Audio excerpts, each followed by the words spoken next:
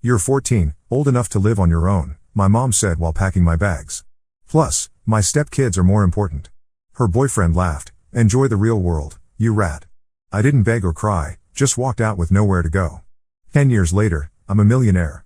She found me demanding surgery money for her boyfriend. You owe him after everything he did for you. I smiled and said something that made them both go pale. I was 12 when Greg moved in. Within a month, everything changed. Suddenly there were new rules, new priorities, and a very clear hierarchy in our house. Greg's 2 kids from his previous marriage, Brianna, 16, and Tyler, 15, became the golden children overnight. They got the bigger bedrooms, the newest clothes, and all of Mom's attention. I got relegated to the basement. It's temporary, Mom said when she helped me move my bed downstairs. Just until we figure out the sleeping arrangements. But temporary stretched into months, then years. The basement was cold, damp, and smelled like mildew. The ceiling was so low I had to duck in some places. But I made it work because I thought things would get better. They didn't. Greg made it clear from day one that I was an inconvenience.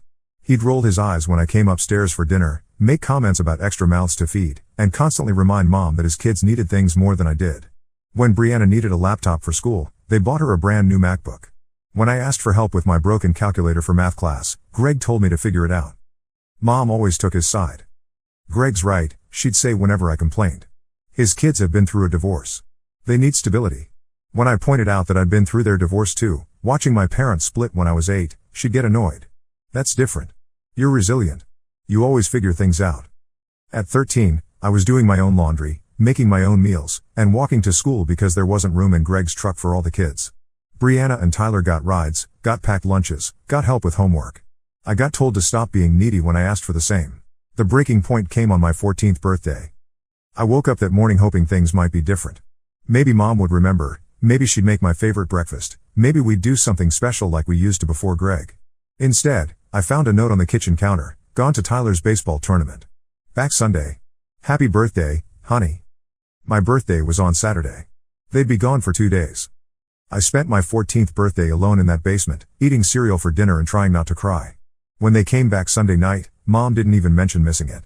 She was too busy talking about Tyler's game-winning hit and how proud Greg was. That's when I realized I was invisible in my own home. School became my refuge. I threw myself into classes, joined every club that would have me, stayed late for any activity that meant not going home. My grades were perfect, not because anyone cared, but because succeeding felt like the only thing I could control. I got a job at 14, working weekends at a local grocery store. Lied about my age, said I was 16. The manager, Mr. Cruz, was kind but didn't ask too many questions when I told him I needed the work. I used the money for clothes, school supplies, and food. Mom never asked where I got any of it. By the time I turned 14, I'd been essentially living independently for 2 years. So when Mom sat me down that October day with my clothes in garbage bags, I wasn't entirely surprised. You're 14 now, she said, not making eye contact. Old enough to live on your own. Plus, my stepkids are more important. They need the space, the attention, the resources. You understand, right? I didn't understand. I was 14 years old. A child. But I also knew there was no point in arguing. Greg appeared in the doorway, grinning like he'd won the lottery. Enjoy the real world, you rat. He called out as I picked up my bags. I looked at my mom one last time, hoping she'd change her mind, hoping she'd remember that I was her son, that I needed her too. But she was already turning away, already moving on to Brianna's college application spread across the kitchen table. I walked out of that house carrying everything I owned in 2 garbage bags. Didn't beg. Didn't cry. Didn't give them the satisfaction. The first night was the worst. I'd tried sleeping in the park, but it was October and getting cold. A police officer found me around 2 a.m., asked questions I couldn't answer honestly. I told him I was waiting for a friend, that my ride was coming soon. He looked skeptical but moved on. I spent the next 3 days rotating between the library, fast food restaurants, and public bathrooms. Washed my face in McDonald's sinks, changed clothes in gas station restrooms, tried to look normal when I was anything but. On the 4th day, Mr. Cruz noticed something was off. Oscar, he said during my shift, I'd given him a fake name when I started, you look tired. Everything okay at home? I almost broke down right there in L7. Instead, I told him the truth. Not all of it, just enough. Said I'd had a fight with my family, that I needed a place to stay for a while. He studied my face for a long moment. How old are you really? 16, I lied. Try again. 14. He was quiet for a while, restocking shelves while I waited for him to fire me, to call social services, to send me back to Mom and Greg. Instead, he made me an offer. My brother owns an apartment building across town. Nothing fancy, but there's a studio unit in the basement. Needs work, painting, cleaning, some repairs. You do the work, you can stay there. Keep your job here, help out with maintenance on weekends. Deal? I nodded so fast I probably looked ridiculous. The apartment was tiny, basically a large closet with a kitchenette and bathroom. But it was mine. No one could kick me out, no one could make me feel unwanted, no one could treat me like I didn't matter. I threw myself into fixing it up. Painted the walls, cleaned every surface, learned basic plumbing and electrical work from YouTube videos at the library. Made it a home. School was trickier. I'd been going to the same high school, but now I was living in a different district. Managed to keep attending by using my old address on paperwork and taking 2 buses each way. Told my guidance counselor I was living with relatives after family problems. She seemed to buy it. The hardest part wasn't the physical challenges, it was the emotional ones. At 14, I was completely on my own. No parent to call when I was sick, no family dinners, no one to help with homework or worry when I was late coming home. Some nights, the loneliness was overwhelming. But I survived. More than that, I started to thrive.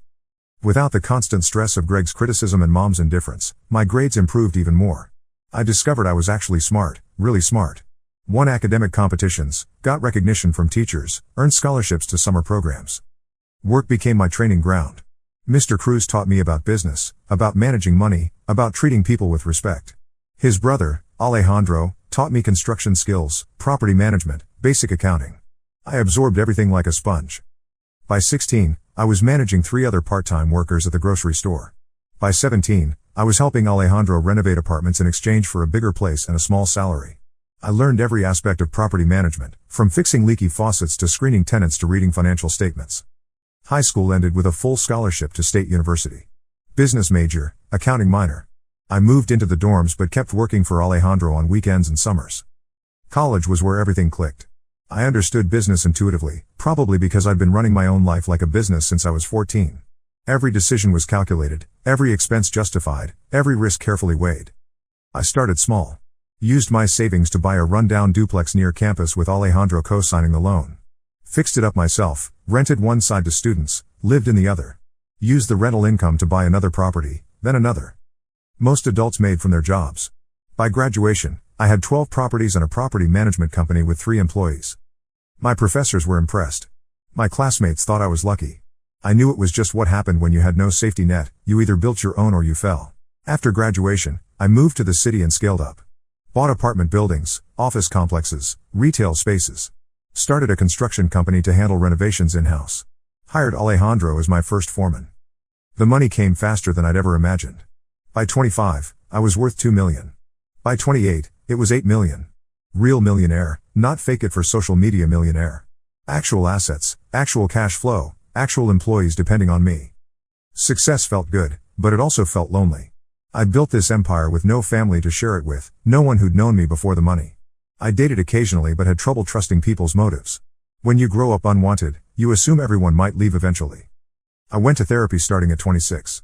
Dr. Talia Morgan helped me understand that my childhood had shaped me in both positive and negative ways. The independence and work ethic were assets. The inability to trust, the fear of abandonment, the need to control everything, those needed work. You've accomplished something remarkable, she told me during one session. But success doesn't heal abandonment wounds. Only relationships can do that. I was working on it. Slowly building friendships with employees who'd become family, with Alejandro and his wife who treated me like a son, with neighbors and community members who knew me as a person, not a bank account. Then, on a Tuesday morning in March, my secretary buzzed me. "There's a woman here to see you," Annika said carefully. "Says she's your mother." I hadn't heard from Mom in 10 years. Not once. No birthday calls, no Christmas cards, no checking to see if I was alive or dead. I'd wondered sometimes if she ever thought about me, if she ever regretted choosing Greg's kids over her own son. Now I was about to find out. "Send her in," I said. The woman who walked into my office looked older, harder. Mom was 54 now, with gray streaks in her hair and lines around her eyes that hadn't been there before. She looked around my office, the mahogany desk, the floor-to-ceiling windows, the awards on the walls, with obvious surprise. "Noah?" she said uncertainly. I gestured to the chair across from my desk. "Please, sit." She perched on the edge of the chair like she might need to run. I heard you'd done well for yourself. I wasn't sure if it was true. What can I do for you, Mom? She flinched at the formal tone but pressed on. I need your help, Noah. It's Greg, he needs surgery. Heart surgery. The insurance won't cover all of it, and we don't have the money. I leaned back in my chair, studying her face. How much? $50,000. The words came out in a rush. I know it's a lot, but you owe him after everything he did for you. He gave you a home, fed you, treated you like his own. I held up a hand to stop her. The audacity was breathtaking. Everything he did for me? Yes. He could have refused to let you stay when we got together. Could have made me choose between you and him. Instead, he welcomed you into our family. He called me a rat, I said quietly. Mom's face flushed. That was just. He has a rough way of speaking sometimes. But he cared about you. We both did. I opened my desk drawer and pulled out a photograph. It was from my high school graduation, me alone in my cap and gown, no family in sight because no one had come. I'd asked a random stranger to take the picture. This is from my graduation, I said, sliding it across the desk. Notice anything missing? She picked up the photo, and I saw her hands shake slightly. We wanted to be there. But Tyler had a tournament that same weekend, and Greg couldn't miss his game. There's always an excuse, isn't there? I stood up and walked to the window, looking out at the city I now owned a small piece of. Do you know where I slept the night you kicked me out? You went to a friend's house. I slept in the park. Then in a storage unit. Then in a basement apartment that I paid for by working 40 hours a week while finishing high school. I turned back to face her. She was staring at the photo, tears starting to form. I was 14 years old, Mom. A child. And you chose a man you'd known for 2 years over the son you'd raised for 14. It wasn't like that. Then tell me what it was like. Because from where I sat, it looked like I was disposable. Like Greg's kids mattered and I didn't. Like you were embarrassed by your own son. She was crying now, mascara running down her cheeks. I thought you'd be fine. You were always so independent, so capable. I thought you could handle it. I was independent because I had to be. Because no one was taking care of me. I sat back down, suddenly feeling exhausted. You want to know what Greg did for me? He taught me that family is conditional. That love has to be earned. That I couldn't depend on anyone but myself. That's not true, isn't it? When's the last time you called me? Sent a birthday card? Asked if I was okay? She couldn't answer that. I opened my checkbook and wrote out a check for $50,000. Her eyes widened as I ripped it out and held it up. This is what you came for, right? Money for Greg's surgery? She nodded eagerly, reaching for it. I tore the check in half. What are you doing? She gasped. Teaching you the same lesson you taught me. I tore it into smaller pieces, letting them fall into the wastebasket. That family is conditional. That help has to be earned. That you can't depend on anyone but yourself. Her face went pale, then red. You're being cruel. Greg could die without this surgery. Then you'd better figure it out, I said, standing up. Just like you told me to do when I was 14.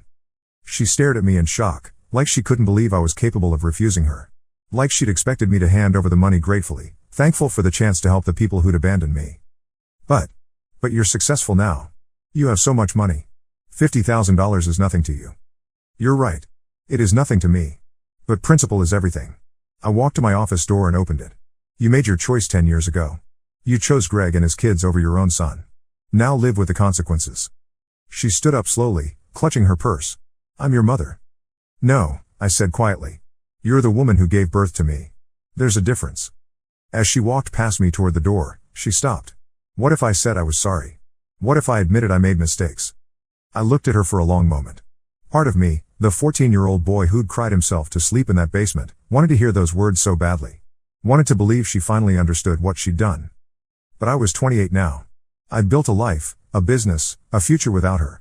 I'd learned what real family looked like from Alejandro and his wife, from Mr. Cruz, from the people who'd chosen to care about me when they didn't have to. Then you'd be about 14 years too late, I said. She left without another word. I closed the door and sat back down at my desk, hands shaking slightly.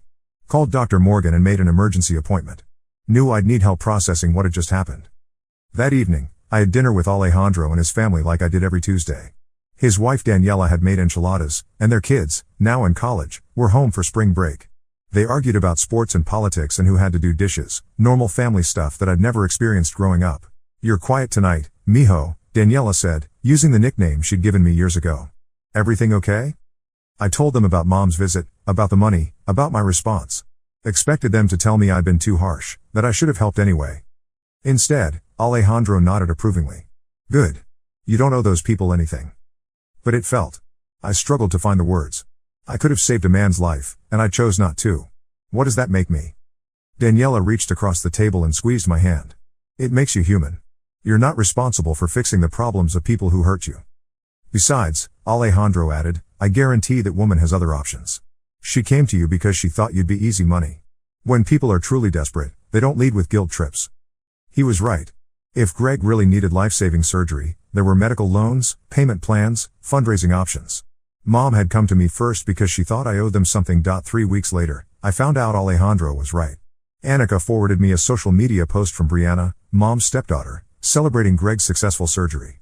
Apparently, they'd qualified for a medical loan after all. The whole "you owe him" speech had been manipulation, not desperation. I wasn't surprised. Just disappointed that even after 10 years, Mom was still choosing manipulation over honesty. 6 months later, I got a letter forwarded through my lawyer. Mom again, this time claiming she'd had time to think about our conversation, that she realized she'd been wrong, that she wanted to rebuild our relationship. I read it twice, then filed it away. Maybe someday I'd be ready for that conversation. Maybe not. But I'd learned that healing doesn't require forgiveness, and success doesn't obligate you to rescue the people who gave up on you. I was 30 when I met Leah at a charity event I was sponsoring. She was a social worker who ran programs for homeless youth, kids aging out of foster care, teenagers in situations like mine had been. She didn't know who I was initially, just knew I was the guy writing checks to her organization. Why this cause? She asked during our first coffee date. I told her my story. Not all of it, just enough. She listened without judgment, asked thoughtful questions, didn't try to fix me or tell me how I should feel. You could have become bitter, she said when I finished. A lot of people would have. Instead, you're helping kids who remind you of yourself. That says something about who you are. We dated for 2 years before I proposed. The wedding was small. Alejandro walked me down the aisle since I had no father figure. Daniela helped plan everything. Leah's family welcomed me like I'd always belonged. It was everything I'd never known I wanted. We bought a house in the suburbs, started talking about kids. I was terrified of becoming a parent, afraid I'd repeat my mother's mistakes, but Dr. Morgan helped me work through those fears. You know what not to do, she reminded me. That's more than most parents start with. Leah got pregnant when I was 32. When she told me, I cried for an hour. Happy tears, grateful tears, overwhelmed tears. This child would never wonder if they were wanted, never sleep in a basement, never feel invisible in their own home. I was holding my son, we named him Elijah, when Annika called. Mom had somehow gotten my new number, was calling the office demanding to speak to me. Something about wanting to meet her grandson. I looked down at Eli, sleeping peacefully in my arms, and felt a surge of protective anger. This woman who'd abandoned her own child thought she deserved access to his child? Who'd taught me that family was conditional now wanted unconditional access to my family. Tell her no, I said. And block the number. Leah looked at me questioningly from her hospital bed. She gave up the right to be a grandmother when she chose not to be a mother, I explained. Some people might call that harsh. I call it boundaries. I call it protecting my son from people who've proven they can't be trusted. I call it breaking the cycle. Eli is 5 now, and he's never met my mother. Probably never will. He has Alejandro and Daniela as honorary grandparents, Leah's parents who adore him, chosen family who show up consistently and love him unconditionally. He'll grow up knowing he's wanted, knowing he matters, knowing that family is about choice and commitment, not just biology. He'll never wonder if he's good enough because I'll make sure he knows he is, every single day. Last month, I got another letter from Mom. This one came through 3 different lawyers, each one more expensive than the last. She's claiming grandparents' rights, threatening to sue for visitation. My lawyer laughed when I showed it to him. She abandoned you as a minor. No court in the country is going to grant her access to your child. I'm not worried about the legal threats. I have resources now, good lawyers, documentation of everything. What bothers me is that she's still trying to take what she wants instead of earning what she needs. Still trying to manipulate instead of making amends. Still choosing the easy path over the right one. But that's her choice to make. Just like it was her choice to pack my bags when I was 14. Just like it was her choice to prioritize Greg's kids over her own son. I've made my choices too. To build something better than what I came from. To surround myself with people who choose to love me every day. To be the parent I never had. Sometimes I wonder what would have happened if she'd chosen differently that October day when I was 14. If she'd stood up to Greg, fought for me, remembered that I was her child too. But then I look at the life I've built, the business, the family, the people who depend on me, and I realize that her worst decision became my biggest opportunity. Her abandonment taught me self-reliance. Her rejection taught me to value the people who choose to stay. I wouldn't change any of it. Well, maybe one thing. I'd go back and tell that 14-year-old boy sleeping in the park that he's going to be okay. More than okay. That the people who matter will show up eventually, that he's stronger than he knows, that walking away with dignity was the bravest thing he could have done. That he doesn't need anyone's permission to build a life worth living. And that someday, he'll be grateful for every lesson, even the painful ones. Especially the painful ones. 5 years passed in relative peace. Eli started kindergarten, Leah took a promotion to director of her organization, and my business expanded into commercial development. Life felt stable, predictable, good. Then my phone rang on a Tuesday morning in September. Mr. Delgado? The voice was unfamiliar, professional. This is Detective Carter with Metro Police. I'm calling about your mother, Karen Lewis. My blood went cold. What about her? She's been arrested for harassment and stalking. The victim is a young man named Brandon Lee. During questioning, your name came up repeatedly. She claims you'll vouch for her character and pay her bail. I almost laughed. Almost. Detective, I haven't spoken to my mother in 7 years. I have a restraining order preventing her from contacting me. Whatever she's told you about our relationship is a lie. There was a pause. Sir, she has your business cards in her wallet. Says you're her successful son who owns half the city. She probably got those from my company website. We're not in contact. Would you be willing to come in and give a statement? This Mr. Lee's situation sounds remarkably similar to what you described in that podcast years ago. I'd forgotten about the podcast. It had aired when I was 24, just as my business was taking off. I'd done it to help other kids who'd been abandoned, never thinking it would come back to haunt me. I'll be there this afternoon. The police station was exactly what I expected, fluorescent lights, beige walls, the smell of bad coffee and desperation. Detective Carter was a tired-looking woman in her 50s who reminded me of a high school principal. Your mother has quite a file, she said, sliding a folder across the table. Harassment complaints dating back 3 years. Different victims, but the pattern is always the same. I opened the file and felt sick. Police reports from a grocery store clerk, a bank teller, a restaurant manager. All young men, all in their 20s, all successful despite difficult backgrounds. Mom had approached each one claiming to be his long-lost mother, demanding money, becoming increasingly aggressive when refused. She's targeting people who remind her of you, Detective Carter said. Same general appearance, same age range, same success stories. Mr. Lee is the first one to press charges. What exactly did she do to him? Showed up at his workplace claiming to be his mother. When he said he'd never seen her before, she became violent. Threw a coffee pot, screamed that he was ungrateful, threatened to ruin his business. Security had to escort her out. I studied Brandon Lee's photo. Asian American, about 25, serious expression. Could have been any young professional. Nothing like me except the age and apparent success. She's been doing this for 3 years? That we know of. Could be longer. The pattern suggests she's trying to replace the relationship she lost with you. That evening, I told Leah everything. She listened with growing horror as I described the police report, the other victims, the escalating pattern of Mom's behavior. She's clearly having some kind of mental health crisis, Leah said, holding Eli on her lap while he colored. This isn't normal grief or regret. This is delusional behavior. I feel responsible, I admitted. If I'd handled things differently 7 years ago. Stop. Leah's voice was firm. You set appropriate boundaries with someone who hurt you. Her response to those boundaries is not your fault. But I couldn't shake the guilt. That night, I called Dr. Morgan for the first time in 2 years. Noah, she said warmly. How are you handling this news? I keep thinking I should have seen this coming. Should have done something to prevent it. What could you have done? You had no contact with her. You couldn't have known she was developing this pattern. But these other men are victims of her choices, not yours. You're not responsible for your mother's mental health or her criminal behavior. The conversation helped, but I still felt unsettled. That weekend, I did something I'd never done before. I researched my mother online. What I found was disturbing. Facebook posts over the years about her missing son who'd been brainwashed by lawyers and stolen from his family. Photos of random young men with captions like "looks just like my Noah and could this be him?" Comments on news articles about successful young entrepreneurs, claiming they might be her son. She'd created an entire fantasy where I was missing rather than choosing to be absent. Where she was a grieving mother rather than someone who'd abandoned her child. I showed the post to my lawyer, Jamal, who'd handled the original restraining order. This is useful, he said grimly. Shows a pattern of delusion that supports the criminal charges. But Noah, there's something else we need to discuss. He pulled out a legal document. She's filed a lawsuit against you. Claims you've been defaming her character, interfering with her relationships, causing her emotional distress. On what basis? The podcast from years ago.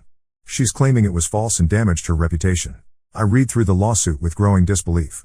Mom was claiming I'd lied about being abandoned, That the whole story was fabricated for sympathy and financial gain. She wanted $2 million in damages. This is insane, I said. I have documentation of everything.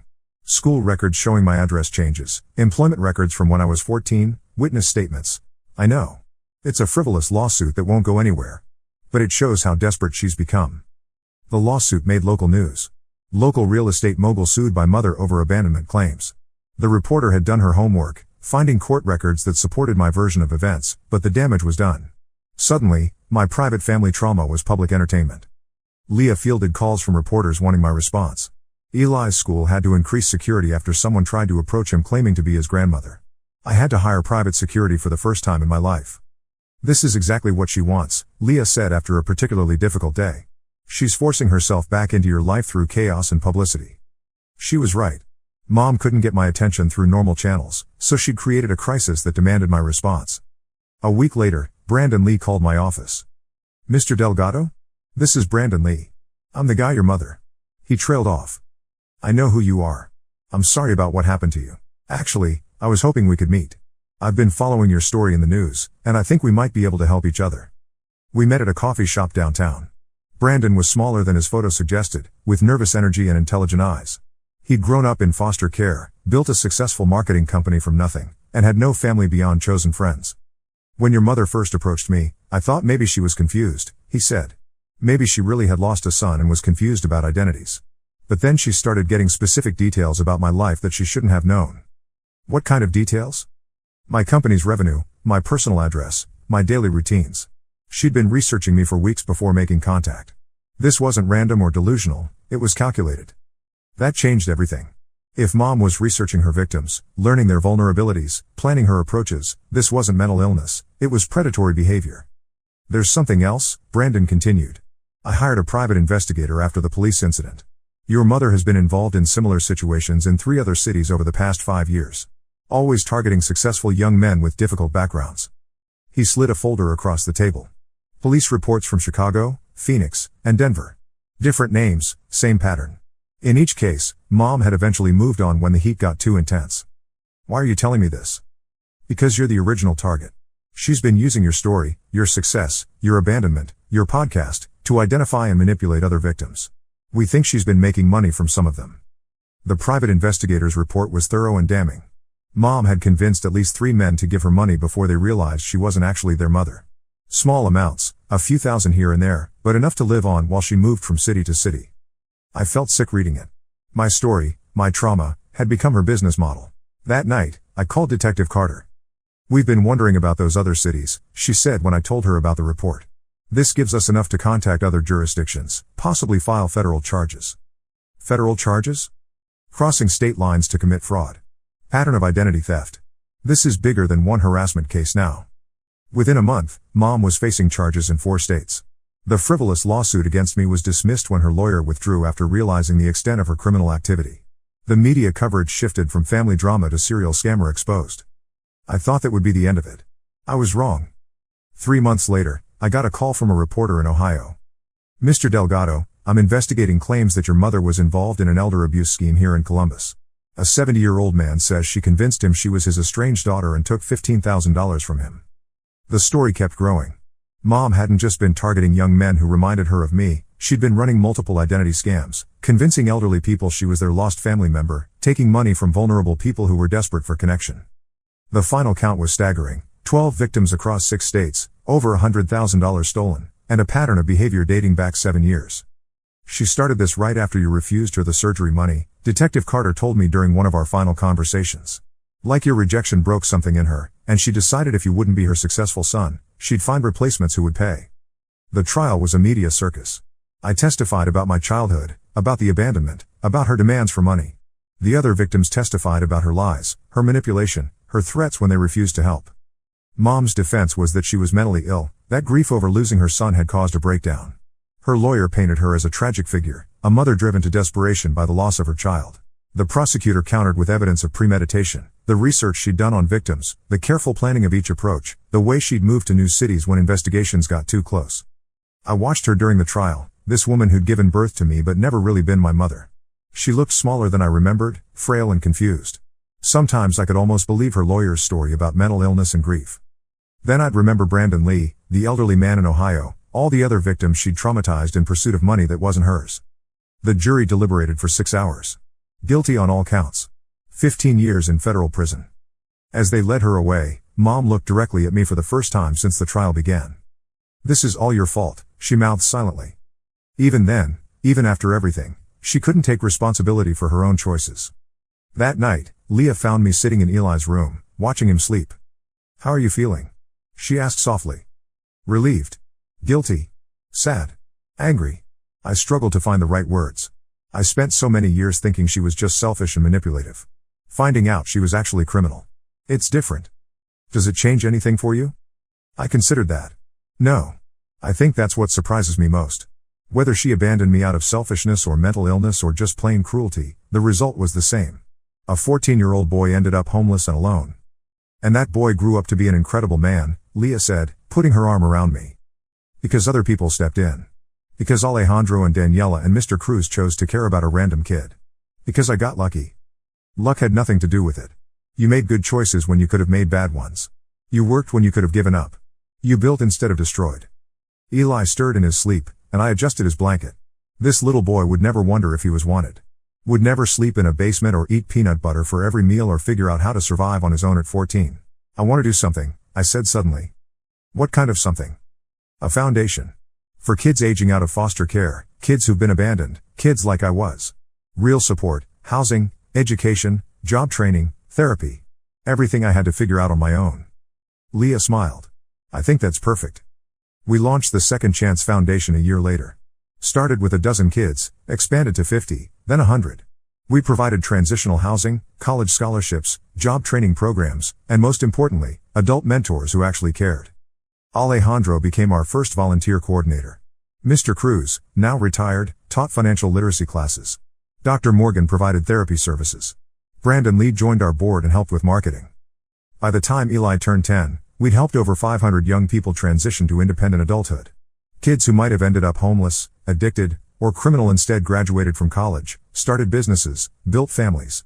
"You're giving them what you needed," Leah observed after a particularly successful graduation ceremony. "I'm giving them what everyone deserves," I corrected. "A chance to figure out who they want to be instead of just surviving who they are." Last month, I got a letter from prison. Mom again, after 5 years of silence. This time was different, though. No demands, no guilt trips, no manipulation. Just an apology. She wrote about the therapy she'd been getting in prison, about finally understanding what she'd done to me and to her other victims. About taking responsibility for choices she'd been blaming on everyone else for years. She didn't ask for money or visits or forgiveness. Just said she was sorry and that she understood if I never wanted to hear from her again. I showed the letter to Dr. Morgan, who I still see occasionally for maintenance sessions. "How does it make you feel?" she asked. "Empty," I said honestly. 10 years ago, I would have given anything to hear those words. Now, it's just too late. "Do you think you'll respond?" "I don't know. Part of me thinks I should, for closure. But another part of me thinks some doors should stay closed once you've built a new house. I still haven't decided." The letter sits in my desk drawer next to the photo from my high school graduation, the before and after of my life without her. Eli is 12 now, the same age I was when Greg moved in and everything changed. He's confident in a way I never was, secure in his place in our family, surrounded by people who choose him every day. Sometimes I try to imagine what my life would have been like if Mom had made different choices. If she'd stood up to Greg, fought for me, remembered that I was her child too. But then I look at what I've built, the marriage, the family, the business, the foundation, and I realize that her worst decision became my greatest opportunity. Her abandonment taught me self-reliance. Her rejection taught me to value the people who choose to stay. I wouldn't change any of it. Well, maybe one thing. I'd go back and tell that 14-year-old boy sleeping in the park that he's going to be okay. More than okay. That the people who matter will show up eventually, that he's stronger than he knows, that walking away with dignity was the bravest thing he could have done. That he doesn't need anyone's permission to build a life worth living. That someday, he'll understand the difference between the family you're born into and the family you create. And that the family you create, built on choice, commitment, and unconditional love, is always stronger than the one that chooses to let you go. But life has a way of forcing decisions you're not ready to make. 2 months after receiving Mom's letter, I got another call that would change everything. This time, it wasn't about her crimes or lawsuits or manipulation. This time, it was about Greg. "Mr. Delgado?" The voice belonged to a nurse at Memorial Hospital. "I'm calling because you're listed as an emergency contact for Gregory Lewis." I almost hung up. There must be a mistake. I'm not, sir. Mr. Lewis was brought in unconscious after a heart attack. He's in critical condition. Before he lost consciousness, he kept repeating your name and phone number. Said you were his stepson. The irony was staggering. Greg, who called me a rat and laughed as I walked out with garbage bags, had apparently listed me as his emergency contact. The man who'd convinced my mother I was disposable now wanted me to show up in his moment of crisis. Is anyone else there with him? I asked. No, sir. We've tried reaching other family members, but the numbers we have are disconnected or out of service. I thought about hanging up. Thought about letting Greg face this alone, the way he'd made me face everything alone when I was 14. But something, maybe curiosity, maybe closure, maybe just basic human decency, made me drive to the hospital.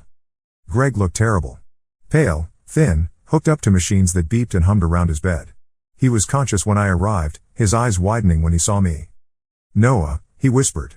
You came. The nurse said you listed me as your emergency contact. He nodded weakly. Only number I remembered. Been carrying it in my wallet for years. Where's everyone else? Brianna? Tyler? My mother? Greg's expression crumpled. Gone. All gone. Karen's in prison, I'm sure you know about that. Brianna moved to California, won't talk to me. Tyler died 3 years ago. Overdose. I felt a shock of unexpected grief. Tyler, my stepbrother who'd slammed doors in my face and called me names, was dead. He'd only been 31. I'm sorry, I said, and meant it. He started using after Karen got arrested, Greg continued. Couldn't handle the shame, the media attention. I tried to help him, but he trailed off, staring at the ceiling. We sat in silence for a while.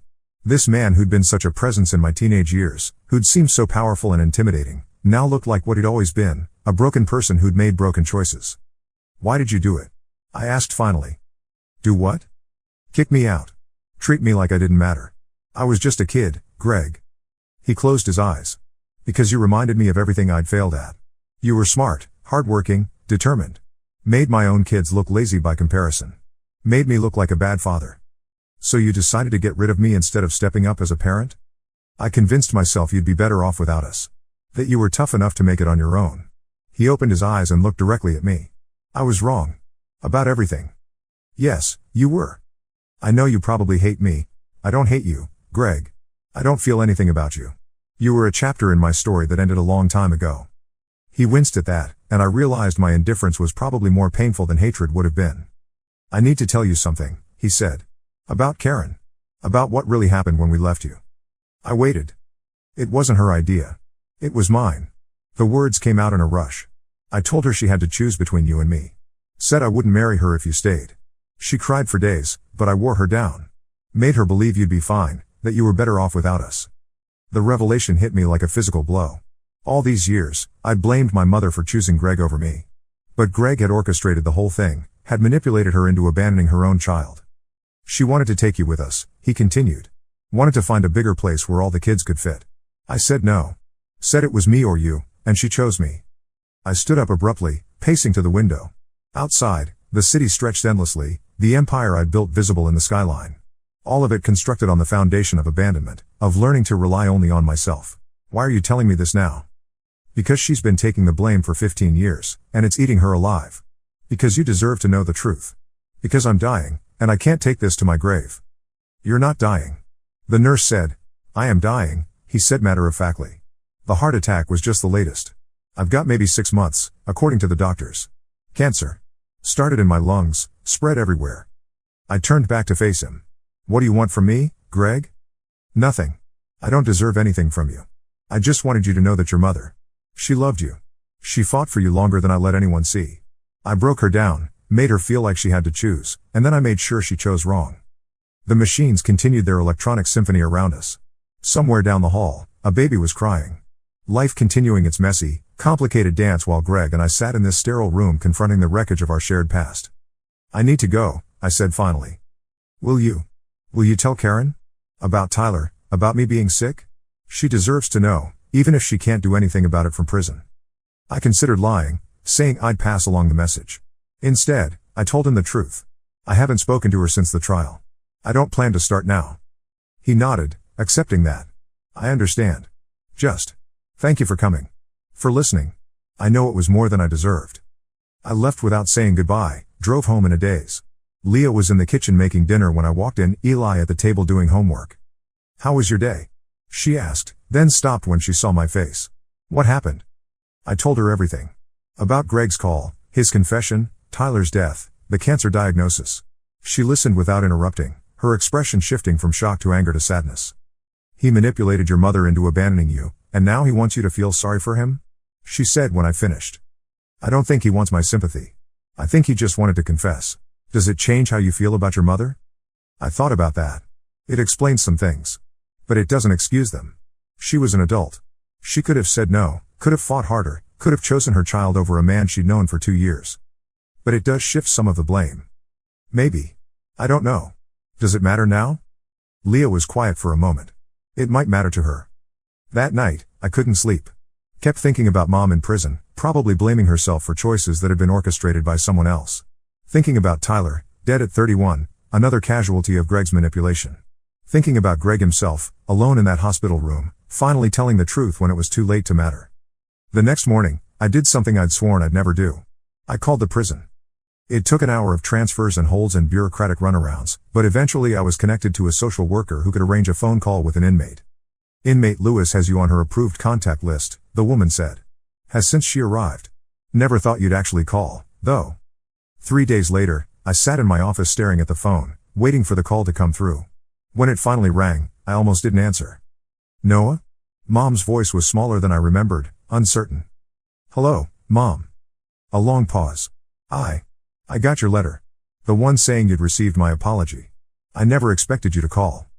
"I didn't call about your letter," I said. "I called about Greg." I told her everything, the heart attack, the cancer diagnosis, the confession about manipulating her into abandoning me. I told her about Tyler's death, about Brianna's estrangement, about Greg dying alone with only my phone number in his wallet. She cried throughout most of it. Quiet, heartbroken sobs that I could hear clearly through the phone. "I should have been stronger," she said when I finished. "Should have told him no, should have fought for you harder.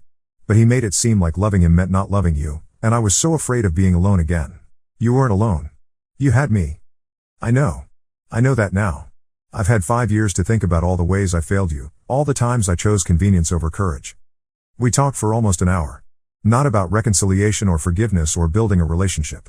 Just about the truth, all of it, finally laid bare after 15 years of secrets and lies. "Are you going to see him again?" she asked as our time ran out. "I don't know. Probably not. Will you? If something happens to him, will you let me know? I know I don't have the right to ask, but he was Tyler's father, and despite everything, we did love each other once. I'll think about it. Thank you. And Noah? I'm proud of you.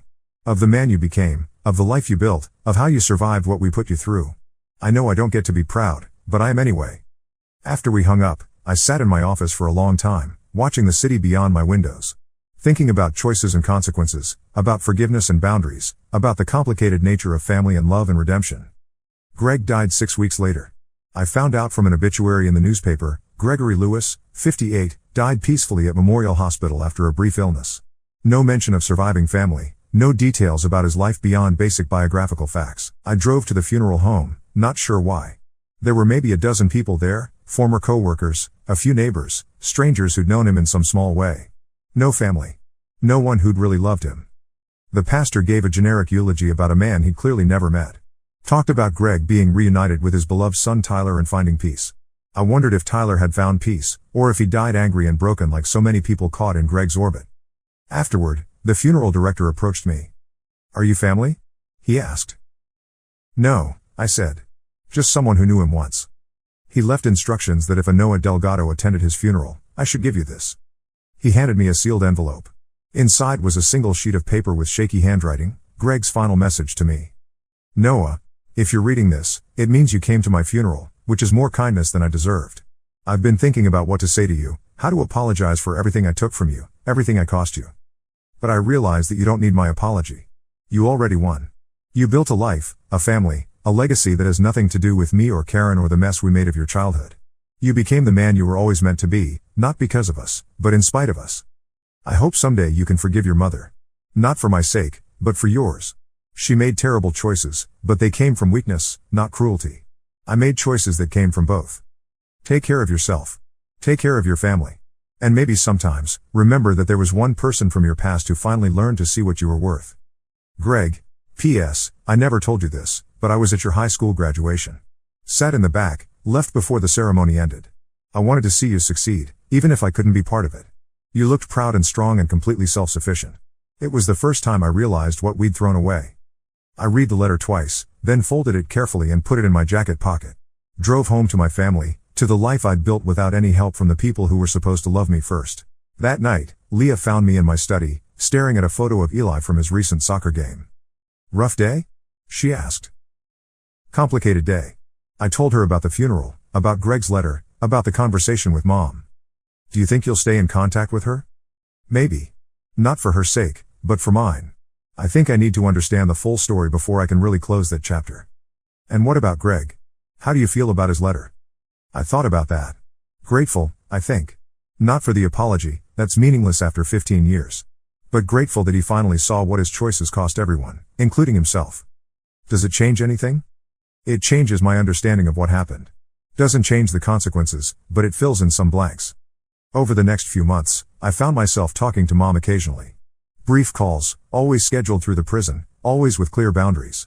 We talked about Tyler's struggles, about Greg's final months, about the ripple effects of choices made 20 years ago. Slowly, I began to understand her side of the story. The fear of being alone after my father left, the pressure Greg had put on her, the way he'd systematically isolated her from friends and family who might have advised her differently. It didn't excuse her choices, but it explained them. And understanding, I realized, was different from forgiveness.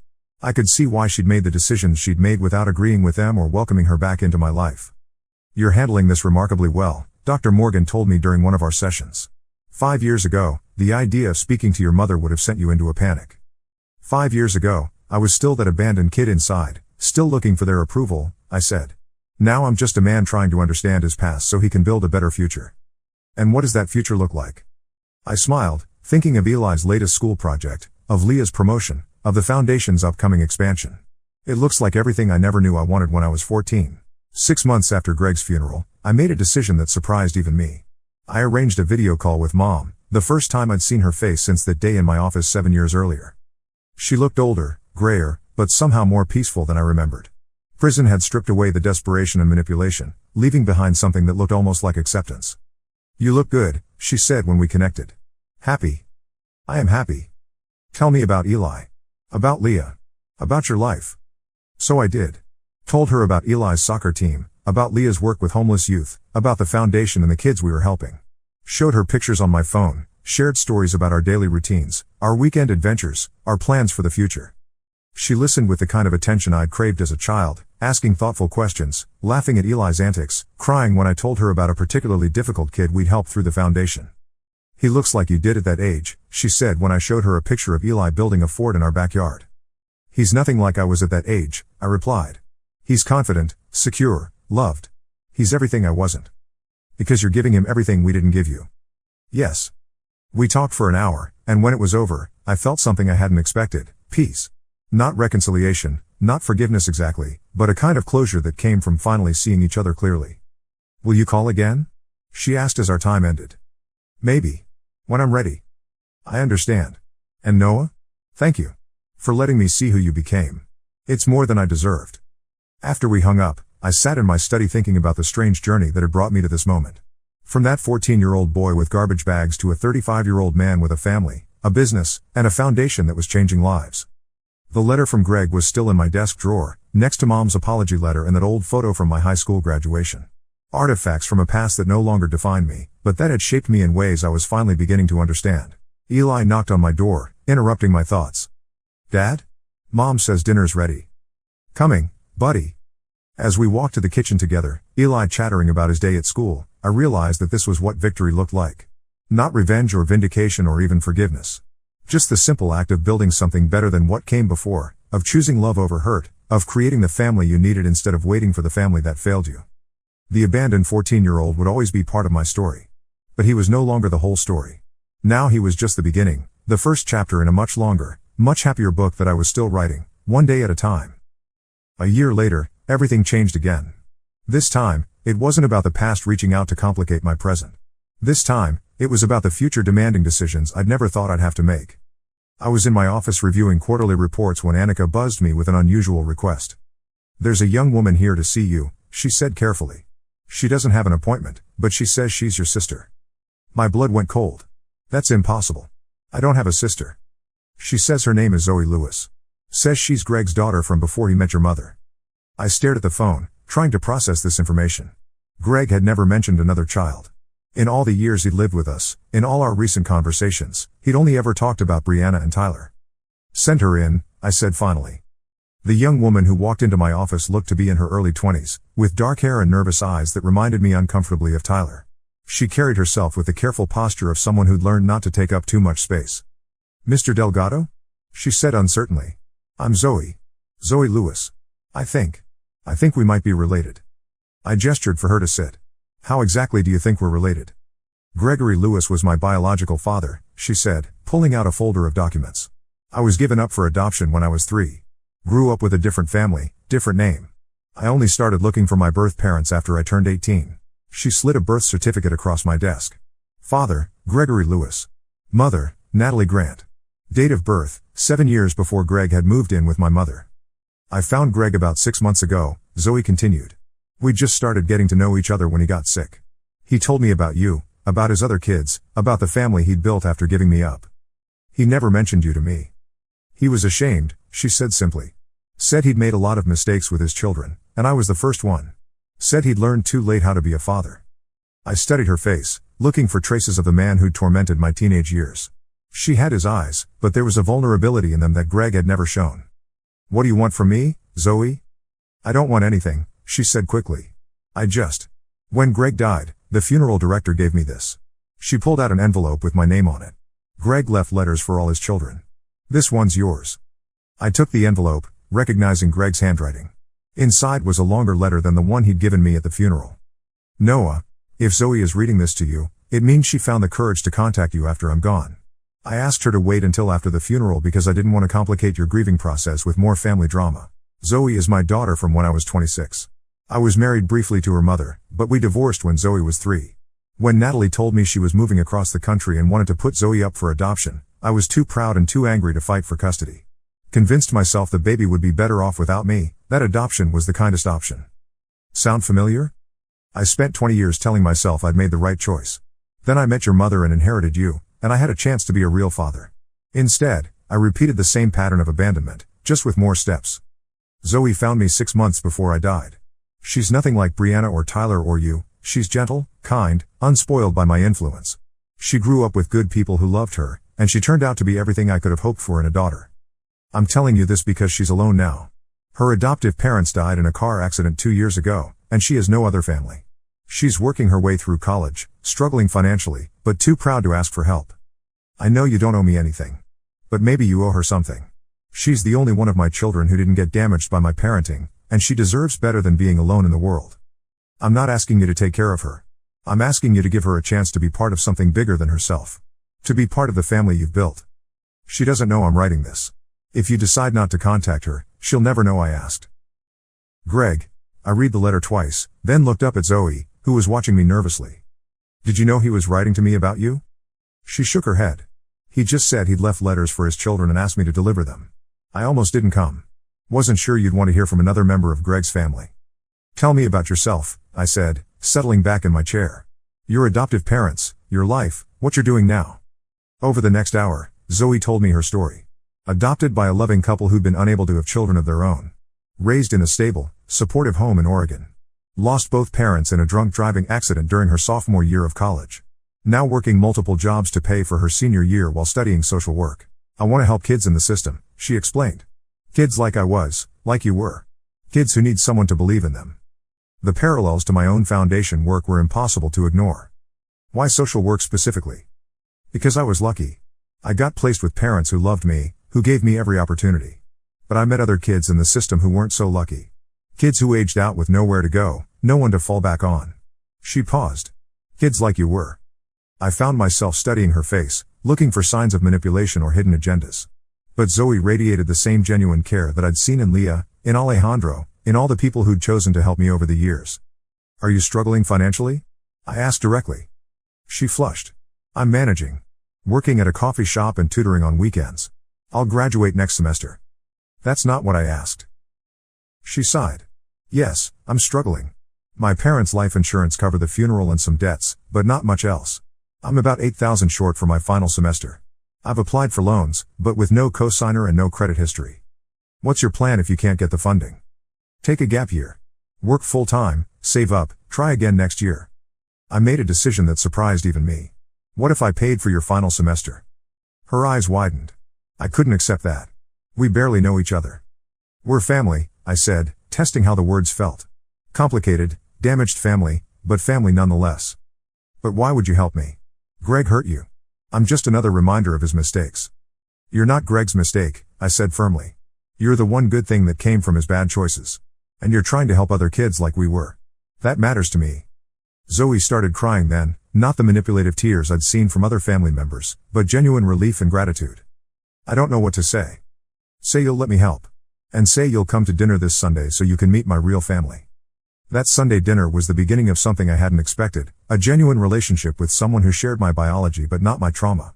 Zoe fit into our family dynamic almost immediately, charming Eli with stories about her work and connecting with Leah over their shared passion for helping vulnerable populations. She's not like the others, Leah observed after Zoe left. No, she's not. She's what Greg's kids might have been if he'd been a different person. Over the following months, Zoe became a regular part of our lives. She finished her degree with honors, found a job at a local child welfare agency, and slowly built a new life in our city. Not because I was supporting her, after that first tuition payment, she insisted on being completely independent, but because she'd found something she'd been missing since her parents died, family. It's strange, she told me one evening as we watched Eli play in the backyard. I spent years wondering about my birth father, building up this fantasy of what he might be like. When I finally met Greg, he was nothing like I'd imagined. What had you imagined? Someone who regretted giving me up. Someone who'd spent 20 years wondering about me, hoping I was okay. Instead, I found someone who'd convinced himself he'd made the right choice and never looked back. Did that hurt? At first. But then I realized that his inability to love consistently wasn't about me. It was about him. And by the time I understood that, I'd already found something better. What's that? She gestured toward the house, where Leah was helping Eli with homework while music played in the kitchen. This. A family that chooses each other every day instead of just accepting biological obligations. 6 months after Zoe graduated, she brought me a proposal that would change the direction of our foundation forever. I want to start a program for siblings, she said, spreading documents across my desk. Kids who've been separated by the system, adoptees looking for biological family, families torn apart by circumstances beyond their control. What kind of program? Counseling, mediation, reunion services when appropriate. But also support for people who choose not to reunite. Help them understand that family isn't just about blood, it's about choice, commitment, and love. I read through her proposal, impressed by the depth of research and thought she'd put into it. This wasn't just about her own experience, she'd identified a real gap in services for people navigating complex family situations. This is brilliant, I said. But it's also personal for you. Everything we do at the foundation is personal, she replied. You started it because of your own experience. I want to expand it because of mine. What would you need to make this happen? Funding for 2 full-time counselors, office space, and a program coordinator. She paused. I'd like to be the coordinator. I looked at this young woman who'd walked into my office 8 months ago as a stranger and had somehow become one of the most important people in my life. She represented something I'd never thought possible, a positive connection to my complicated past. Let's do it, I said. The Sibling Reconnection program launched 6 months later, housed in a new wing of our foundation building. Zoe hired 2 excellent therapists and began developing relationships with adoption agencies, foster care systems, and family courts throughout the state. The program's first success story came just 3 months after launch, twin brothers who'd been separated at age 5 and reunited at 18 through our mediation services. Watching them meet for the first time in 13 years, seeing the joy and recognition and immediate bond between them, reminded me why this work mattered. Not every reunion goes that well, Zoe warned me afterward. Sometimes people are better off apart. Sometimes the fantasy of family is more appealing than the reality. Do you think that's true for us? I asked. Are we better together than we would have been apart? She considered this seriously. I think we found each other at the right time in our lives. If we'd met 10 years ago, when you were still angry and I was still searching for a father figure, it might not have worked. But now, when we both know who we are independently, we can choose to be family without needing each other to fill holes in our lives. That evening, I called Mom for our monthly conversation. We'd settled into a routine over the past year, brief calls where we shared updates about our lives without diving too deep into emotional territory. I met another one of Greg's children, I told her. His biological daughter from before you met him. There was a long pause. He never told me he had another child. He never told anyone. She was adopted as a baby. Is she? Is she like Brianna and Tyler? No. She's completely different. Kind, hardworking, genuine. She's working with our foundation now. That's wonderful, Mom said, and I could hear genuine happiness in her voice. I'm glad you found each other. Are you really glad? Or does it hurt to know that Greg had another child he never mentioned? Another pause. It hurts a little, she admitted. Makes me wonder what else he never told me. But mostly I'm glad you have family who choose to be in your life because they want to be, not because they need something from you. As my 38th birthday approached, I found myself reflecting on the strange journey that had brought me to this point. From abandoned teenager to successful businessman to unexpected big brother to someone I'd never known existed. Leah planned a small dinner party with our chosen family, Alejandro and Daniela, Zoe, a few close friends from the foundation. As we sat around our dining room table, Eli telling elaborate stories about his soccer team while everyone laughed, I felt a profound sense of completeness. This wasn't the family I'd been born into, but it was the family I'd built. Not through obligation or manipulation or guilt, but through choice and commitment and love. Later that night, after everyone had gone home and Eli was asleep, I sat in my study updating the foundation's annual report. We'd helped over 800 young people transition to independence, facilitated 57 sibling reunions, and prevented countless others from making the same mistakes that had defined my childhood. Zoe knocked on my door, carrying 2 cups of coffee. Working late on your birthday? Just finishing the annual report. Wanted to include the numbers from your program. She handed me a coffee and sat in the chair across from my desk. Can I ask you something? Of course.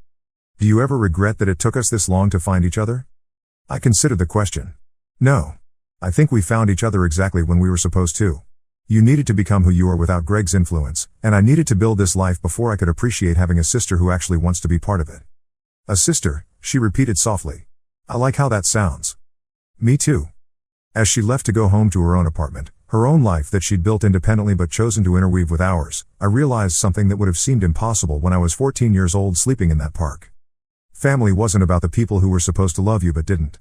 It was about the people who chose to love you even when they didn't have to. And that kind of family, the kind built on choice rather than obligation, was stronger than any biological bond could ever be. The abandoned 14-year-old boy was still part of my story. But now he was just the opening chapter in a much larger, much happier book. A book that was still being written, one choice at a time, one day at a time, one act of love at a time.